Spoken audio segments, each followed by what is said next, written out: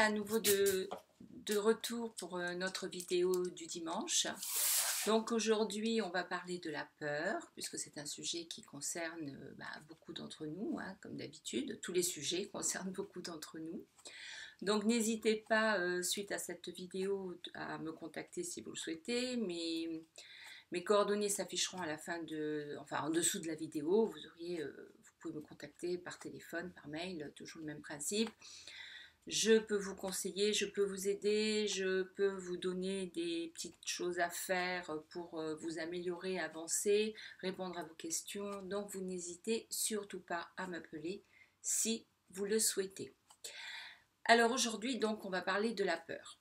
La peur est un sujet, comme beaucoup de sujets, très complexe.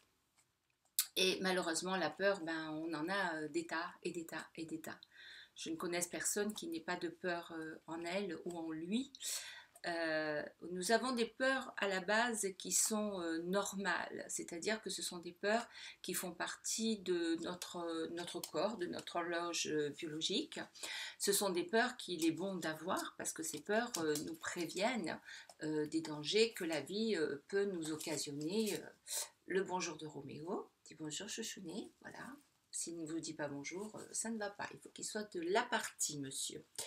Donc ce sont des peurs qui sont, comme je vous disais, en nous, et elles sont tout à fait normales, et celles-là il faut les garder parce qu'elles nous préviennent. Elles nous préviennent de tous les dangers, c'est-à-dire que si on est au bord d'une falaise et qu'on a un risque de tomber, il y a quelque chose qui se déclenche en nous, une émotion qui se déclenche à nous, parce que la peur, à mon sens, hein, ça n'engage que moi, c'est une émotion. Donc cette émotion, elle se déclenche en nous et elle nous dit attention, attention, attention, là si tu tombes c'est très dangereux pour toi, c'est très grave, etc. Donc les peurs comme ça, les peurs qui nous préviennent d'un danger éminent pour nous, sont des peurs normales. Donc celles-là, il faut quand même les garder, il ne faut pas les faire taire, parce qu'on a besoin d'être prévenu d'un danger qui arrive, donc c'est une protection, ce sont des peurs de protection, il faut les garder, il ne faut pas y toucher. Mais on a malheureusement toutes les peurs qui nous sont inculquées par autrui et qui sont déclenchées par des situations. Donc on peut déclencher une situation à n'importe quel âge, donc on peut déclencher une peur à n'importe quel âge.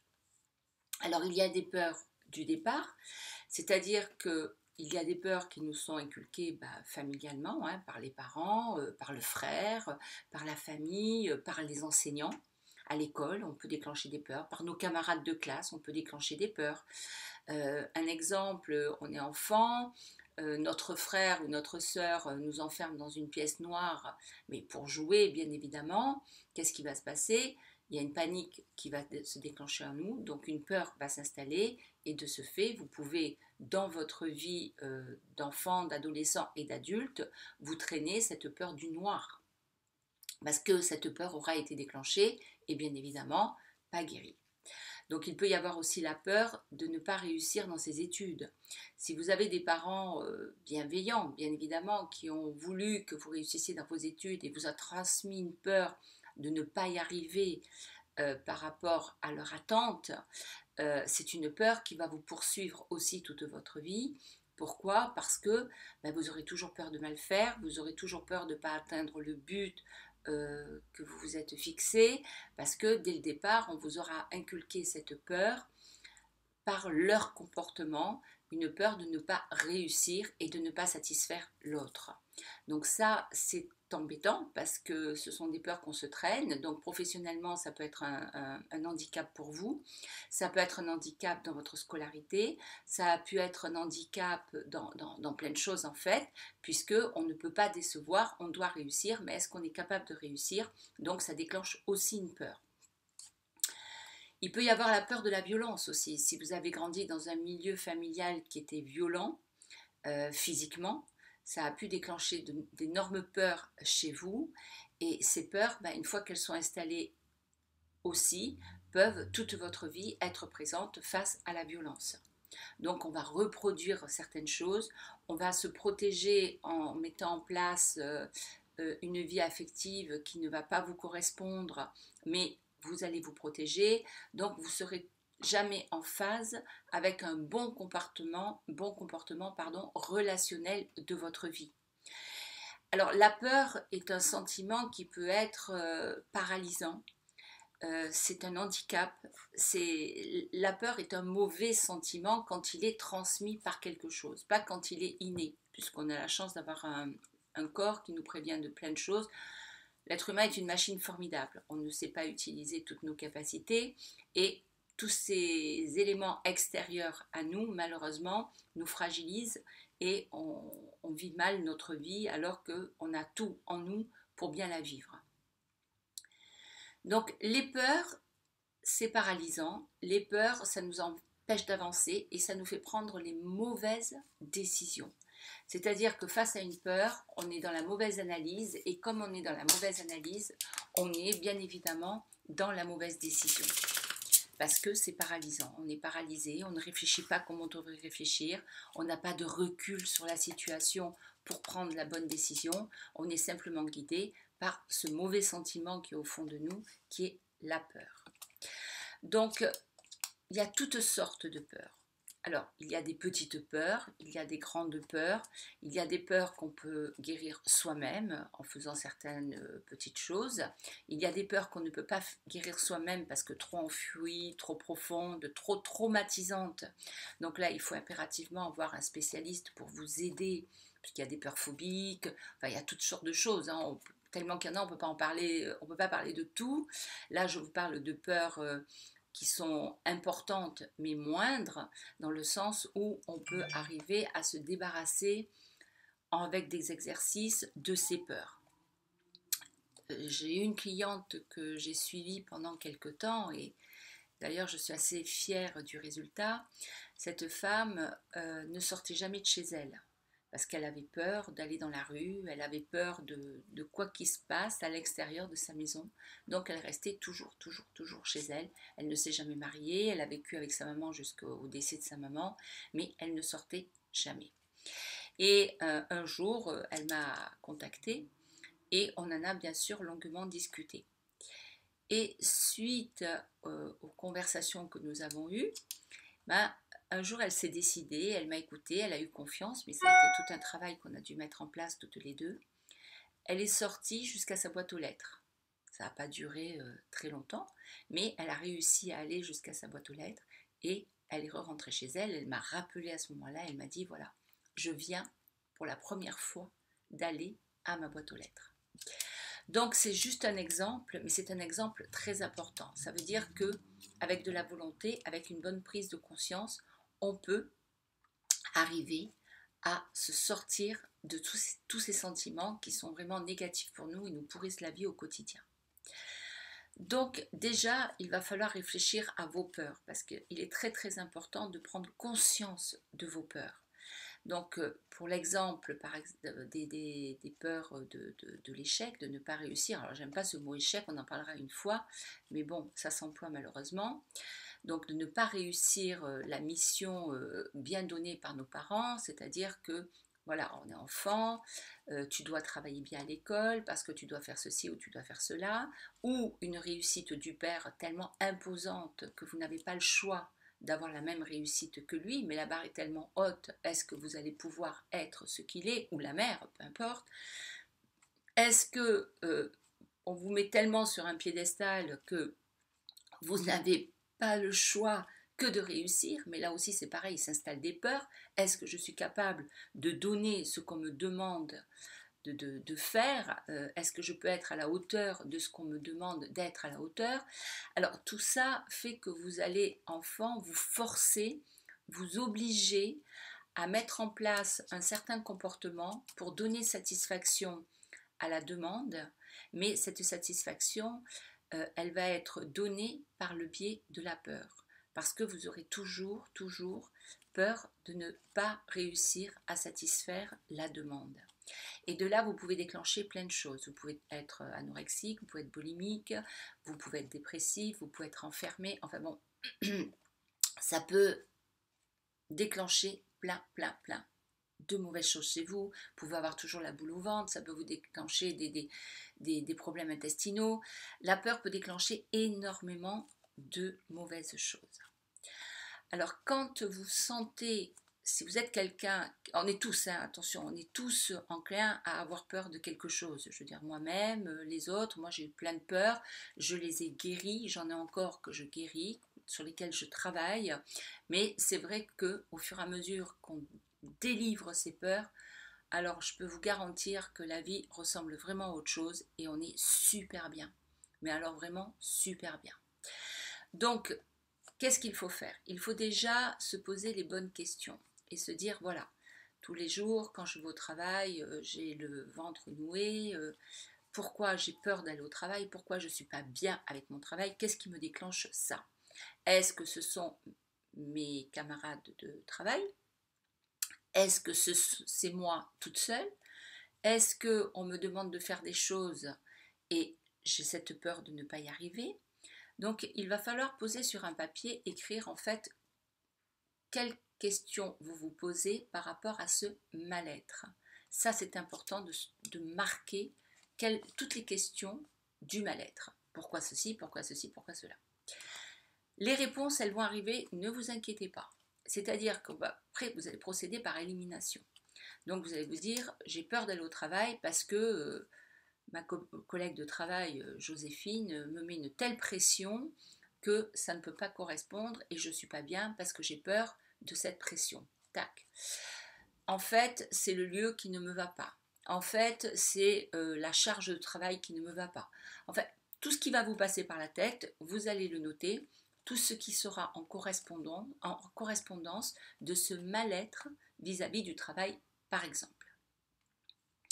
Alors, il peut y avoir par rapport au travail, mais comme je vous le disais, ça peut être par rapport à une pièce noire, ça peut être parce qu'un jour, enfant, on vous a dit que vous n'étiez pas jolie ou que vous n'étiez pas beau, parce que vous étiez un peu bouboule, parce que voilà, hein, quand on est enfant, on a des périodes où on est moins jolie que d'autres, et que quelqu'un vous a dit ah t'es pas beau, je veux pas te voir parce que ceci, ah non moi je t'aime pas, et qu'on vous a mis à part parce que on a eu un petit démon qui a créé une polémique autour de votre physique.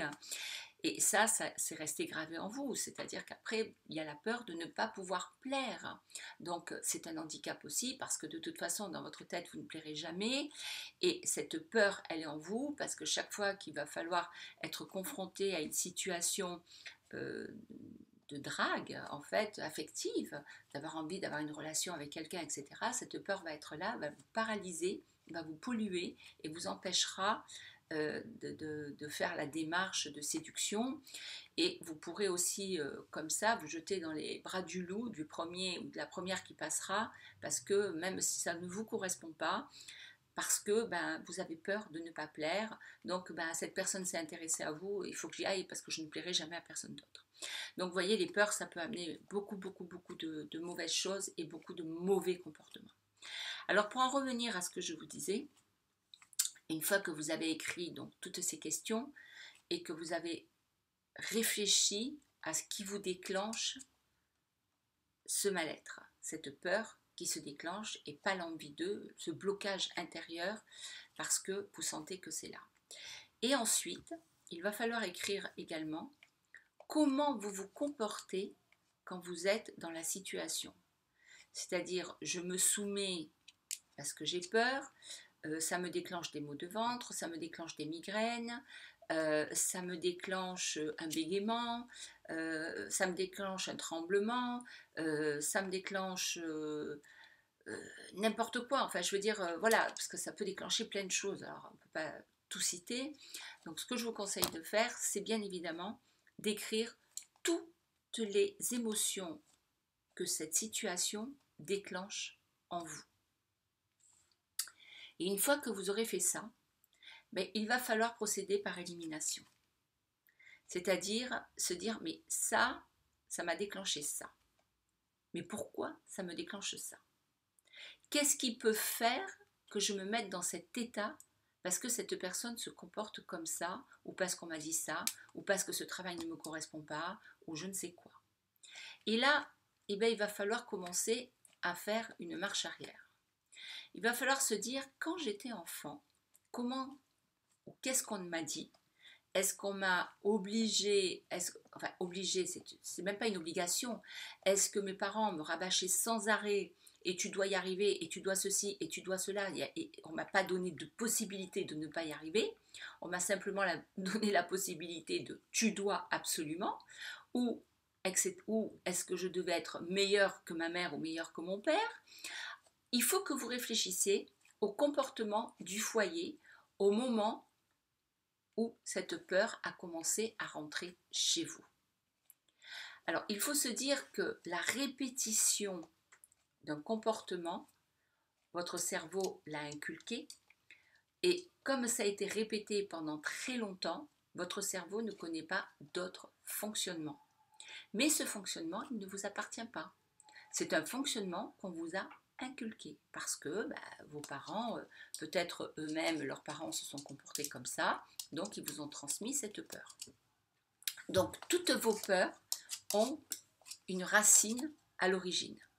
Donc il va falloir couper cette racine, il va falloir déraciner cette peur pour s'en débarrasser.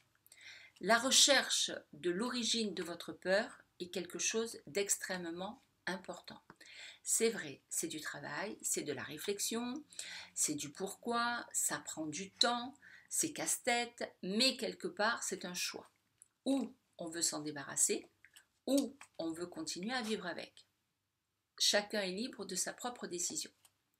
Si vous faites le bon choix, celui de vous en débarrasser, donc de mettre en place cette première étape, va vous aider à trouver l'origine de votre peur.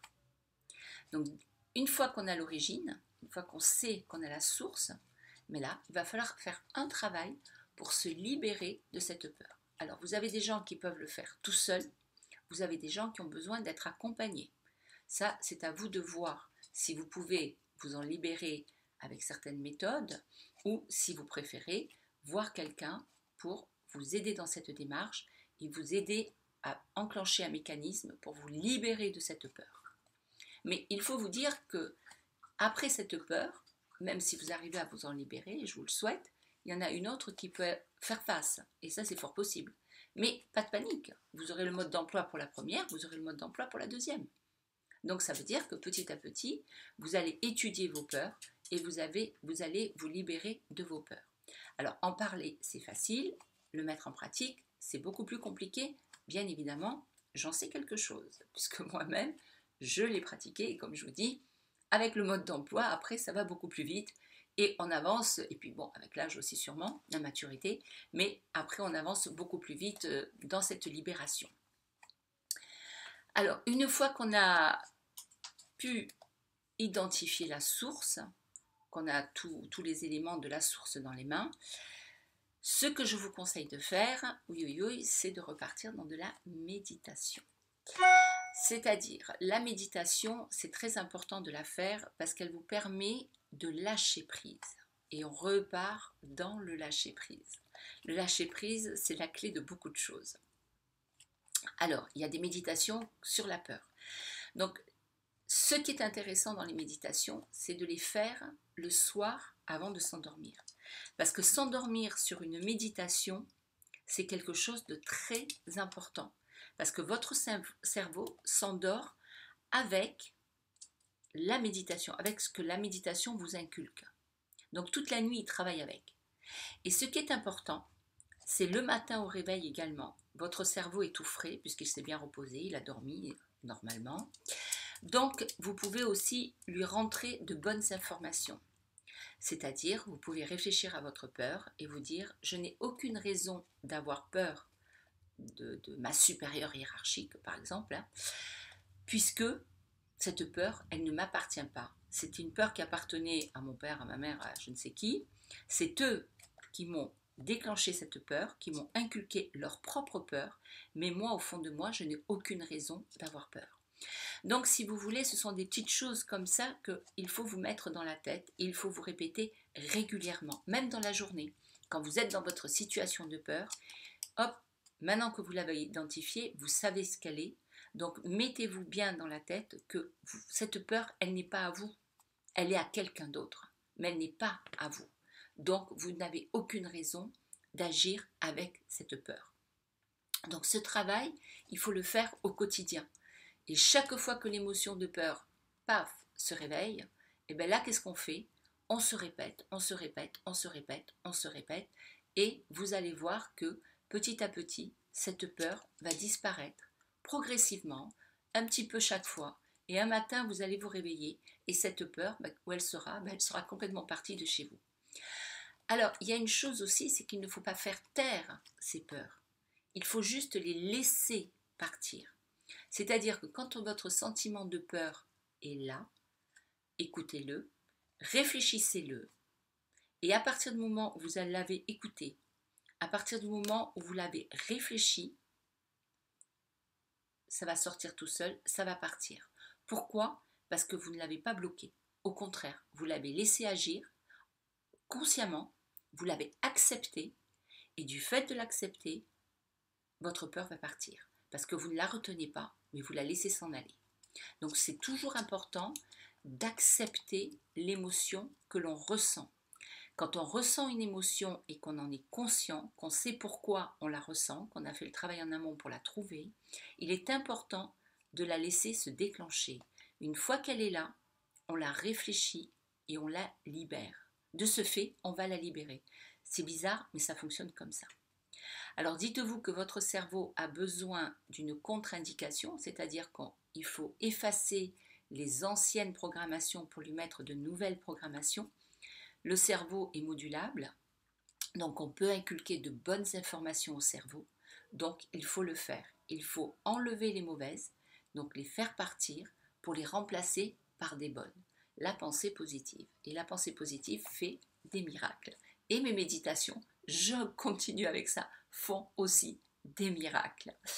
Donc voilà ce que je pouvais vous dire sur la peur. Alors attention, comme je dis toujours, mes vidéos sont généralistes. Je sais que des peurs, il en existe énormément. Après, il y a des peurs qui sont tellement enfouies qui peuvent devenir maladives. Là, il faut aller voir des spécialistes. Hein. Vous avez de très bons médecins qui sont capables de vous aider. C'est sûr que mes conseils ne seront pas suffisants pour des gens qui sont extrêmement touchés par la peur trop profondément. Donc ça, c'est pas possible. Pour les personnes qui ont subi des violences, c'est pareil. On connaît l'origine de la peur, donc il va falloir faire un travail pour s'en libérer progressivement, parce que c'est une peur qui a été inculquée par de la violence. Mais cette violence, elle ne vous a pas appartenu. Elle appartient à l'autre, mais vous l'avez gardée. Donc ça, c'est pareil. Il va falloir faire un travail et vous libérer. C'est possible, mais attention, ça va prendre énormément de temps. Et quand vous faites un travail sur vous, peu importe l'origine, si c'est pour de la peur ou pour d'autres choses, si vous sentez un mal-être, si vous sentez que vous ne pouvez pas supporter ce que vous ressentez, ça veut dire que vous avez besoin d'aide, vous avez besoin de quelqu'un pour vous aider à dépasser, à travailler et à libérer ce sentiment négatif. N'allez jamais au-delà de ce que vous êtes capable d'aller tout seul. Il faut aller quand on est capable. Si on sent qu'on ne peut pas, on demande à quelqu'un de l'aide. Voilà pour aujourd'hui. J'espère que ma petite vidéo va vous satisfaire et va vous aider du moins un petit peu. Donc si vous avez besoin de mes conseils, vous savez que vous pouvez m'appeler, il n'y a pas de souci, je suis là à votre disposition. On peut aller plus loin ensemble. La semaine prochaine, on va parler de comment se libérer d'un manipulateur pervers narcissique. Il y a des solutions, je vais essayer de vous en proposer, je vais essayer de vous donner un petit peu d'aide et j'espère y arriver. Donc derrière, vous voyez toujours mes bijoux, vous connaissez la boutique pour certains, pour ceux qui sont allés voir et qui commandent, donc www.alice-sophie.com. Aujourd'hui, voilà, un petit bracelet en bois qui est un bracelet de très très bonne qualité. On peut le mettre également à la cheville. Et puis cette petite bague que j'aime bien en étant bronzée, ça ressort assez. Elle est assez sympathique. Je vous remercie de me suivre. Je vous remercie à toutes les personnes qui se sont abonnées. Ça me fait vraiment plaisir et j'espère qu'on va continuer à faire un bout ensemble. Partagez ma vidéo, comme je vous le dis, ça peut aider énormément de gens. N'hésitez pas à me contacter. Je suis là pour vous aider. Et s'il y a des sujets que vous souhaitez que je traite, n'hésitez pas à m'en faire part. Je vous dis à très bientôt et je vous souhaite un excellent dimanche.